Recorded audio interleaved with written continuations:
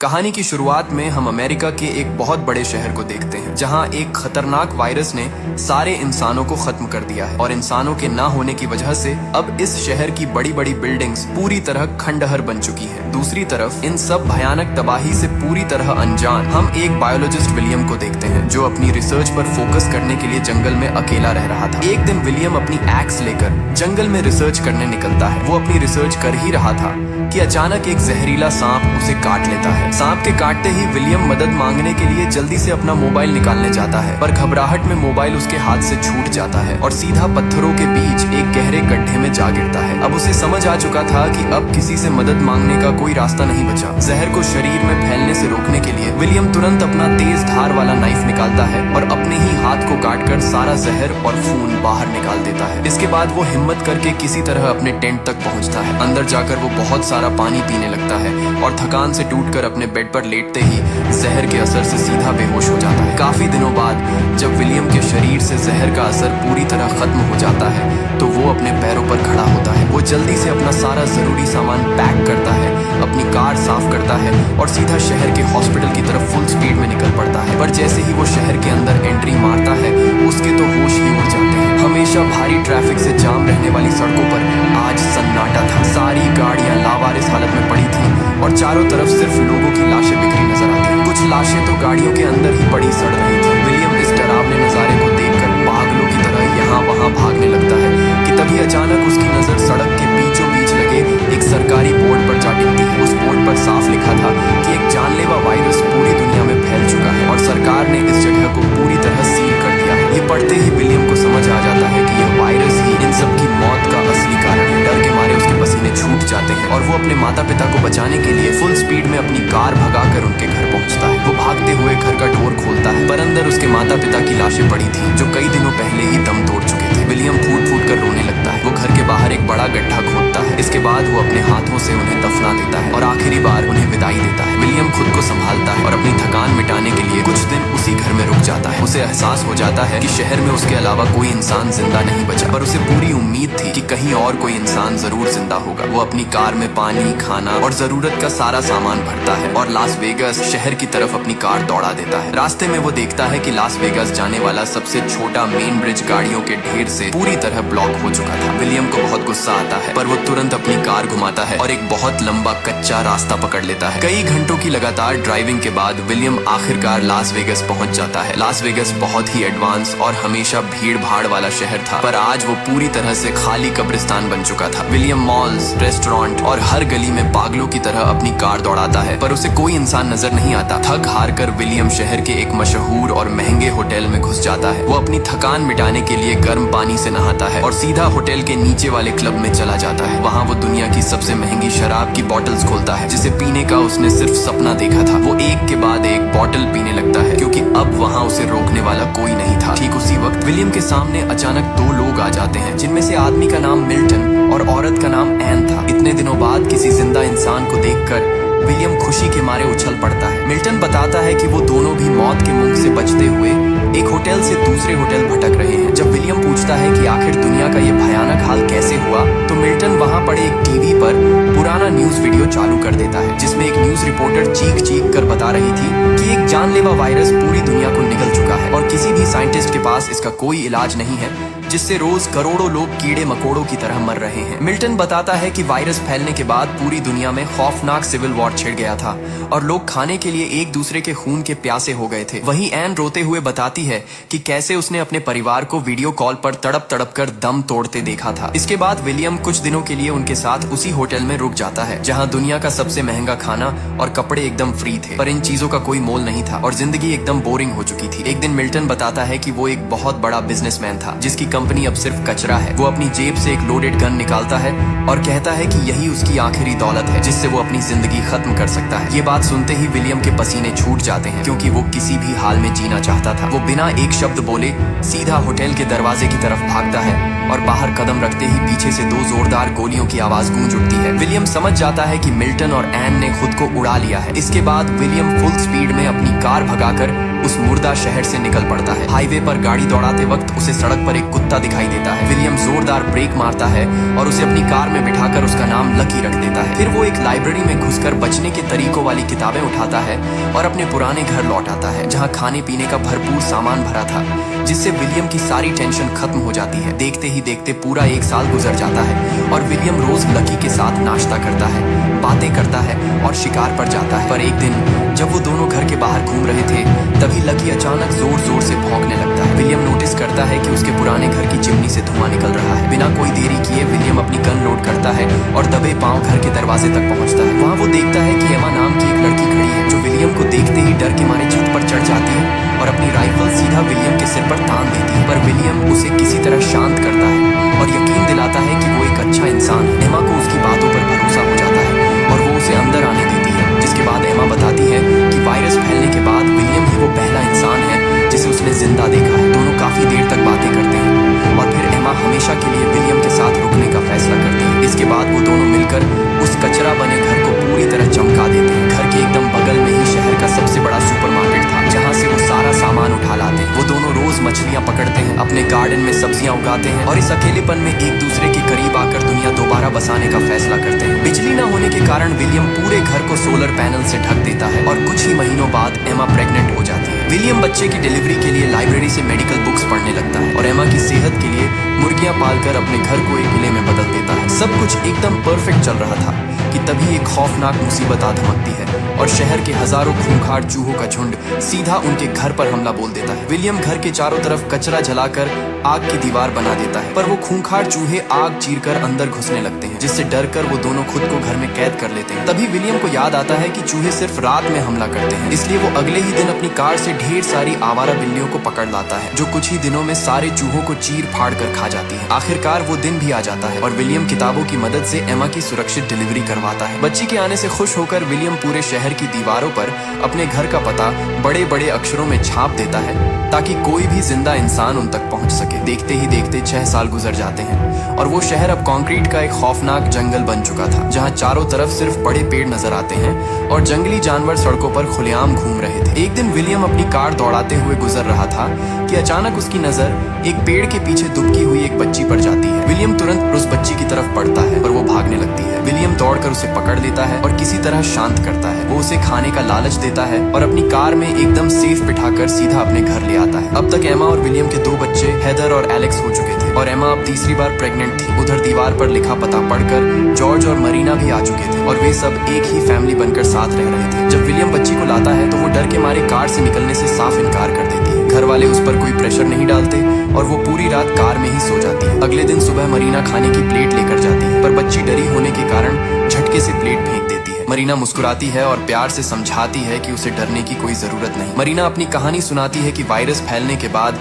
वो और जॉर्ज 3 साल तक सड़कों पर अकेले मौत से बचते रहे, जब तक उन्हें विलियम की फैमिली नहीं मिल गई। ये सुनकर बच्ची थोड़ा रिलैक्स हो जाती है और नहाने के लिए अंदर चली जाती है। तभी मरीना को बच्ची के कपड़ों से एक पुरानी चिट्ठी मिलती है, जिसमें लिखा था कि उसका नाम ईवी है। वायरस के बाद ईवी का बाप उसके साथ हैवानियत करता था, इसलिए उसकी माँ ने बाप को जान से मार दिया और बच्ची को सेफ दूर भेज दिया। मरीना ये चिट्ठी विलियम और पूरी फैमिली को दिखाती है। कहानी सुनकर पूरी फैमिली रो पड़ती है और वे सब ईवी को अपनी सगी बेटी मानकर हमेशा सेफ रखने की कसम खाते हैं। इस घटना के कुछ दिनों बाद ही एमा की डिलीवरी का वक्त आ जाता है और वो अपने तीसरे बच्चे को जन्म देती है, जिसका नाम जॉय रखा जाता है। सब कुछ एकदम परफेक्ट चल रहा था कि तभी अचानक घर के बाहर लगाए गए सिक्योरिटी अलार्म बहुत जोर जोर से बजने लगते हैं, जो उन्होंने रस्सियों और घंटियों से बनाए थे। खतरे का अलार्म सुनते ही पूरी फैमिली तुरंत अलर्ट हो जाती है। सारे बड़े लोग अपने वेपन निकालते हैं और मेन डोर पर आकर तन कर खड़े हो जाते हैं। बाहर 4 नए लोग खड़े थे, जो बताते हैं कि वे भी दीवारों पर लिखा पता देखकर एक सेफ जगह की तलाश में आए हैं। इस ग्रुप में मॉली नाम की डॉक्टर, जेन नाम की प्रेग्नेंट सिंगर, एजरा और छोटा लड़का रेफ था। विलियम उनकी सच्चाई देखकर उन्हें अंदर बुला लेता है। अब वे सब एक ही बड़ी फैमिली बनकर उस घर में रहने लगते हैं। एमा मॉली को बताती है कि उनके पास खाने और पानी की कोई कमी नहीं। इसके बाद विलियम सबको हॉल में बुलाता है और कड़े रूल्स समझाता है कि कोई भी बिना वेपन और साथी के बाहर नहीं जाएगा। अगली सुबह फैमिली के सारे बड़े लोग अपने वेपन लोड करके एक सुनसान हॉस्पिटल में घुसते हैं। मॉली डॉक्टर होने के नाते वहाँ से जरूरी दवाइयाँ, इंजेक्शन और मेडिकल मशीन इकट्ठा कर लेती हैं, जबकि बाकी लोग सारा जरूरी सामान भर लाते हैं। उस रात घर में बहुत खुशी का माहौल था और जेन सबको गाना गाकर सुनाती है। इसी बीच जॉर्ज और मरीना भी अपनी पीढ़ी बढ़ाने का फैसला करते हैं और कुछ ही समय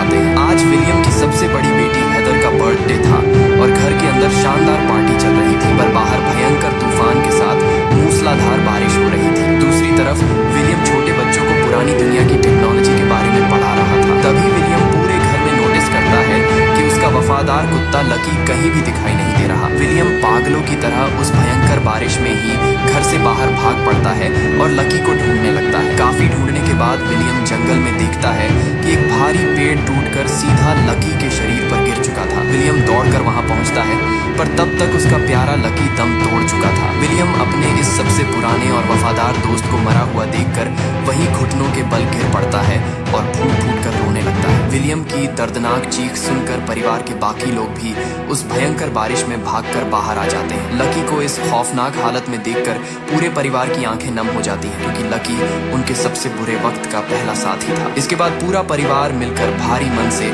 लकी को पूरे सम्मान के साथ जमीन में दफना देता है। इस दर्दनाक घटना के कुछ दिनों बाद विलियम लकी की कब्र के पास बेहद उदास खड़ा था कि तभी अचानक उसके पीछे झाड़ियों में भयानक हलचल होती है और पलक झपकते ही एक खूंखार बाघ सीधा विलियम की तरफ छलांग लगा देता है। विलियम अपनी जान बचाने के लिए उस बाघ के सामने डटकर खड़ा हो जाता है, पर उस दरिंदे की ताकत विलियम से कहीं ज्यादा थी। वो खूंखार बाघ अपने पैने पंजों से विलियम का शरीर बुरी तरह चीर कर रख देता है और विलियम के शरीर से खून के फव्वारे फूट पड़ते हैं। विलियम दर्द के मारे जोर से चीख मारता है और उसकी चीख सुनते ही परिवार वाले अपने वेपन लेकर दौड़कर बाहर आते हैं। मॉली सबसे आगे होती है और वो बिना एक सेकंड बर्बाद किए अपनी गन सीधी करती है और उस बाघ के सिर में जोरदार गोली मारकर उसे ढेर कर देती है। डॉक्टर मॉली तुरंत विलियम को खून से लथपथ हालत में खींचकर घर के अंदर लाती है। हॉस्पिटल से लाई गई सारी मेडिकल मशीन्स और दवाइयाँ उनके पास पहले से मौजूद थी। मॉली तुरंत विलियम का ऑपरेशन शुरू कर देती है और कई घंटों की कड़ी मेहनत के बाद वो किसी तरह विलियम की जान बचाने में कामयाब हो जाती है। कुछ महीनों के इलाज के बाद विलियम पूरी तरह ठीक हो जाता है और देखते ही देखते 17 साल और गुजर जाते हैं। घर के सारे बच्चे अब जवान और बहुत ही फुर्तीले शिकारी बन चुके थे। विलियम के बेटे जॉय और एलेक्स जंगल में जाकर पलक झपकते ही शिकार कर लेते हैं। इसी बीच हेदर और रेफ एक दूसरे के प्यार में पूरी तरह पागल हो चुके थे। एक दिन हेदर और रेफ फैसला करते हैं कि वे दोनों अकेले पूरी दुनिया एक्सप्लोर करने के लिए घर से बाहर जाएंगे। परिवार वाले भी उन्हें बहुत सारा खाना, वेपन और पानी देकर खुशी खुशी विदा कर देते हैं और वो दोनों अपनी नई दुनिया बसाने निकल पड़ते हैं। पर उसी दौरान पूरे परिवार पर एक और खौफनाक मुसीबत टूट पड़ती है। इतने सालों से इंसानों के ना होने से मौसम बदल चुका था और बारिश की एक बूंद न गिरने की वजह से शहर की सारी नदियां और तालाब पूरी तरह सूख कर बंजर हो जाते हैं। पूरे इलाके में पानी की एक एक बूंद के लिए भयंकर अकाल पड़ जाता है और पूरा परिवार परेशान हो जाता है कि अब वे पानी कहां से लाएंगे और फसलें कैसे बचेंगी। वे आसपास के सारे इलाके छान मारते हैं, पर सब कुछ सूख चुका था। तभी अचानक उनके घर के बाहर 2 गाड़ियां आकर रुकती हैं। विलियम तुरंत पूरे परिवार को अलर्ट करता है और सब लोग अपने वेपन तान कर घर के दरवाजे सील कर देते हैं। गाड़ियों से चार्ली नाम का आदमी और उसका गैंग बाहर आता है। चार्ली विलियम को एक ढांसू ऑफर देता है कि अगर विलियम उन्हें पेट्रोल दे तो वे अपनी मशीन से जमीन के नीचे से पानी निकाल देंगे। चार्ली के पास सच में एक बड़ी ड्रिलिंग मशीन थी। विलियम को ये डील बहुत तगड़ी लगती है क्योंकि उनके पास फालतू पेट्रोल पड़ा था। विलियम तुरंत चार्ली और उसके आदमियों को बुलाकर शानदार खाना खिलाता है। अगले ही दिन चार्ली के आदमी अपनी मशीन लगाकर जमीन में गहराई तक खुदाई करना शुरू कर देते हैं। पानी गहराई में होने की वजह से काम लंबा खिंच जाता है, इसलिए चार्ली और उसके आदमी वहीं रुक जाते हैं। एक दिन विलियम और चार्ली जंगल में शिकार करने निकलते हैं। वहाँ बाटों बाटों में चार्ली बताता है कि कैसे उसने पानी और खाने के लिए अपने ही लोगों को बेरहमी से मार दिया था और उनका सामान लूट लिया था। ये खौफनाक बात सुनते ही विलियम समझ जाता है कि चार्ली एक बहुत ही खतरनाक इंसान है। रात को विलियम पूरे परिवार को अलर्ट कर देता है और सबको चार्ली के गैंग से बचकर रहने की चेतावनी देता है। पर एमा समझाती है कि काम खत्म होते ही वे चले जाएंगे, इसलिए ज्यादा घबराने की कोई बात नहीं। पूरे 4 दिन की लगातार खुदाई के बाद अचानक उस मशीन से पानी का एक बहुत बड़ा फव्वारा फूट पड़ता है। इतना सारा साफ पानी देखकर पूरे परिवार की खुशी का कोई ठिकाना नहीं रहता और सब खुशी से झूम उठते हैं। विलियम अपना वादा पूरा करता है और चार्ली को गाड़ियों के लिए बहुत सारा पेट्रोल दे देता है। इसके बाद विलियम चार्ली से एकदम साफ शब्दों में कहता है कि अब उनका काम खत्म हो चुका है और उन्हें कल सुबह ही यहाँ से निकलना होगा। चार्ली भी विलियम की बात मान लेता है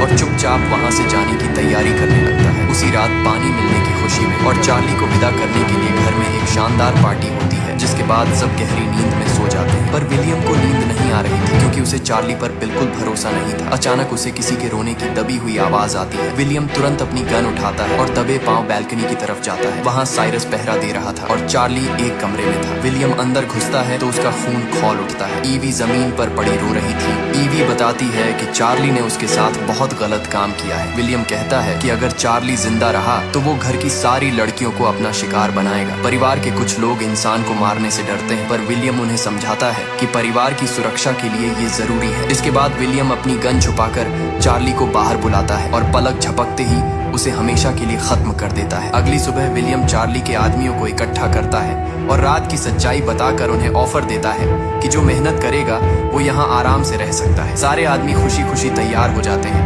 क्योंकि वे खुद चार्ली के जुल्मों से तंग आ चुके थे। तभी उसका खास दोस्त साइरस आग बबूला हो जाता है और पूरे परिवार को मारने की धमकी देता है। टीम का एक आदमी बताता है कि चार्ली ने उनके ग्रुप की लड़कियों के साथ भी गलत किया था और साइरस उसका साथ देता था। ये सुनते ही विलियम साइरस को घसीटते हुए मेन डोर से बाहर धकेल देता है। साइरस माफी मांगता है पर विलियम उसे हमेशा के लिए जंगल की तरफ खदेड़ देता है। देखते ही देखते 20 साल का लंबा वक्त गुजर जाता है और मौसम पूरी तरह बदल जाता है। हवा एकदम साफ हो जाती है और घर के सारे बच्चे अब जवान और ताकतवर बन चुके थे। पर ये खुशी ज्यादा देर नहीं टिक पाती। कुछ ही दिनों बाद अचानक काम करते करते परिवार के लोग एक एक करके जमीन पर गिरने लगते हैं। आधे से ज्यादा लोग बुरी तरह बीमार होकर बिस्तर पकड़ लेते हैं। उनके शरीर आग की तरह तपने लगते हैं और उन्हें भयंकर खांसी आने लगती है। डॉक्टर मॉली तुरंत अपनी मेडिकल किट निकालती है और सबकी जांच करने लगती है। मॉली का चेहरा डर से पीला पड़ जाता है। वो विलियम को बताती है कि पुराना जानलेवा वायरस अब म्यूटेट होकर और भयंकर रूप में लौट आया है। मॉली भागकर अपनी लैब में जाती है और नया एंटीडोट बनाने के लिए केमिकल मिलाने लगती है। बाकी लोग बीमार लोगों पर ठंडे पानी की पट्टियां रखते हैं और विलियम का बेटा जॉय मौत के मुंह में पहुंच जाता है। ठीक उसी वक्त घर के बाहर से एक कार की तेज ब्रेक लगने की आवाज आती है। विलियम तुरंत अपनी गन लेकर बाहर भागता है। विलियम दौड़कर हेदर को उठाता है। हेदर फूट फूट कर रोती है और खौफनाक कहानी बताती है। वो कहती है कि वे दोनों नई दुनिया की खोज कर रहे थे और एक सुनसान पहाड़ पर उन्हें एक अजनबी आदमी नजर आया। वो आदमी और कोई नहीं बल्कि साइरस था, जिसे विलियम ने 20 साल पहले धक्के मारकर निकाल दिया था। हेदर कांपते हुए बताती है कि कैसे साइरस ने पीछे से वार करके रेफ का गला काट दिया था। रेफ खून से लथपथ होकर छटपटाते हुए जमीन पर गिर पड़ता। ये भयानक नजारा देखकर हेदर गुस्से से पागल हो जाती है और अपना तेज चाकू निकालकर सीधा साइरस पर टूट पड़ती है। वो साइरस के सीने में कई बार वार करके उसे वहीं ढेर कर देती है। हेदर अपने हाथों से रेफ को दफना देती है और अपनी कार लेकर निकल पड़ती है, पर इंजन खराब होने के कारण वो मीलों पैदल रेगिस्तान पार करके घर पहुंचती है। ये खौफनाक बात सुनकर परिवार में मातम छा जाता है और विलियम गुस्से से भर जाता है। उसी वक्त डॉक्टर मॉली अपनी लैब से बाहर दौड़ती हुई आती है। वो शीशियों में एक नया एंटीडोट बनाकर लाती है। मॉली बिना देरी किए बीमार लोगों को इंजेक्शन लगाने लगती है। दवा का असर बहुत तेजी से होता है और सबका टेम्परेचर बिल्कुल नॉर्मल हो जाता है, पर जॉय के शरीर पर दवा का कोई असर नहीं होता और विलियम के सामने ही जॉय तड़प तड़प कर दम तोड़ देता है। इस वायरस से 3 और लोगों की भी मौत हो जाती है। विलियम ये सदमा बर्दाश्त नहीं कर पाता और पागलों की तरह चीखता हुआ एक ऊंचे पहाड़ की तरफ चला जाता है। कुछ दिनों के बाद एमा उसी पहाड़ पर विलियम के पास पहुंच जाती है। एमा उसे समझाती है कि मौत इस नई दुनिया का अटल नियम है और हम पुरानी दुनिया को वापस लाने की सबसे बड़ी गलती कर रहे हैं। एमा विलियम की आंखों में देखकर कहती है कि हमें अपने परिवार के लिए हर हाल में लड़ना होगा और इस खूंखार नेचर के हिसाब से खुद को ढालना होगा। जो लोग चले गए उन्हें दिल में रखकर आगे बढ़ना होगा। ये सुनकर विलियम समझ जाता है कि पुरानी दुनिया अब खत्म हो चुकी है और उसे नए नियमों के साथ ही जीना होगा। विलियम तुरंत उस पहाड़ से नीचे उतरता है और पूरे परिवार को एक जगह हॉल में इकट्ठा करता है। वो सबको सोचने का तरीका बदलने को कहता है और समझाता है कि अब हम पुरानी दुनिया की कॉपी करना बिल्कुल बंद कर देंगे। इसके बाद सब मिलकर शहर का पुराना टूटा हुआ रेडियो स्टेशन दोबारा चालू करते हैं और भारी केबल्स खींचकर उसे काम करने लायक बनाते हैं। सब लोग अपनी जिंदगी में खुशियां वापस लाते हैं और नए गेम्स खेलते हैं। वे लोग नेचर के साथ तालमेल बिठाकर